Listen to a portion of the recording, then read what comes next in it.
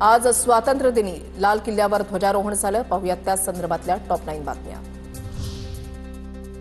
लाल किल्ल्यावरून पंतप्रधान मोदींच्या हस्ते ध्वजारोहण. मोदींनी लाल किल्ल्यावरून सलग 12 वेळा ध्वजारोहण केलं.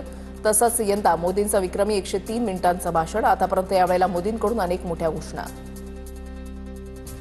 दिवाळीमध्ये सर्वसामान्यांना मोठं गिफ्ट. केंद्र सरकार लवकरच 12 आणि 28% जीएसटी दर रद्द करणार. मोदींची घोषणा. जीएसटीचे नवे दर 5% आणि 18% करण्यात येणार.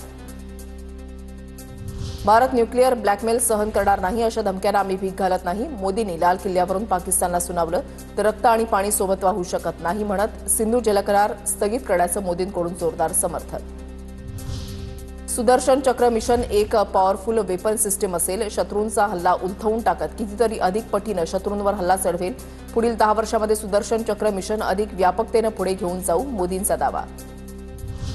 पंतप्रधान मोदींकडून लाल किल्ल्यावरून राष्ट्रीय स्वयंसेवक संघाचं कौतुक. राष्ट्रीय स्वयंसेवक संघानं 100 वर्ष समर्पित भावनेनं देशाची सेवा केली. मातृभूमीसाठी 100 वर्ष समर्पित जीवन, सेवा, समर्पण, संघटन आणि अतुलनीय शिस्त ही संघाची ओळख. मोदींचं वक्तव्य. पंतप्रधान मोदींकडून देशातील तरुण तरुणींसाठी प्रधानमंत्री विकसित भारत रोजगार योजनेची घोषणा.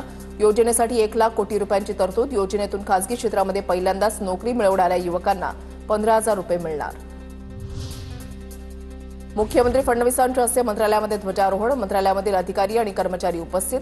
स्वदेशीचा वापर करून आत्मनिर्भर भारताला बळकटी द्यायची आहे. डिसेंबर 2026 पासून शेतकऱ्यांना दिवसा 12 तास हरित वीज मिळेल. फडणवीसांचा दावा. उपमुख्यमंत्री एकनाथ शिंदे यांच्या हस्ते ठाण्यामध्ये ध्वजारोहण. तर उपमुख्यमंत्री अजित पवारांच्या हस्ते बीडमध्ये ध्वजारोहण सोहळा पार पडला. रायगडमध्ये अदिती तटकरे यांच्या हस्ते ध्वजारोहण पार पडलं. रायगडच्या पालकमंत्री पदावरून रस्सीखेच सुरू असताना अदिती तटकरेंचा ध्वजारोहणाचा मान.